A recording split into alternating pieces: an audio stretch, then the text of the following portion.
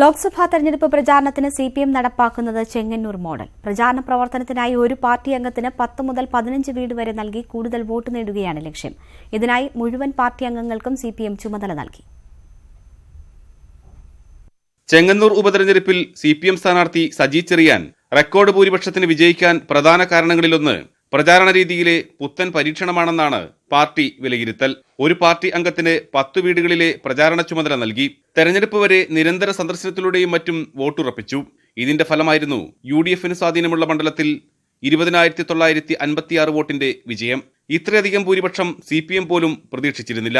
അതുകൊണ്ടുതന്നെ ചെങ്ങന്നൂർ മോഡൽ ലോക്സഭാ തെരഞ്ഞെടുപ്പിൽ നടപ്പിലാക്കാനാണ് സിപിഎം തീരുമാനം. ഇതിനായി മുഴുവൻ പാർട്ടി അംഗങ്ങൾക്കും ചുമതലകൾ നൽകിക്കഴിഞ്ഞു. ഒരാൾ 10 മുതൽ 15 വീടുകളിൽ വരെ പ്രചാരണം നടത്തണം. സർവേയുടെ അടിസ്ഥാനത്തിൽ പാർട്ടിക്ക് കിട്ടുന്ന വോട്ടുകൾ, തീരെ ലഭിക്കാത്ത വോട്ടുകൾ, ലഭിക്കാൻ സാധ്യതയുള്ള വോട്ടുകൾ എന്നിങ്ങനെ തരം തിരിച്ചാണ് പ്രചാരണം.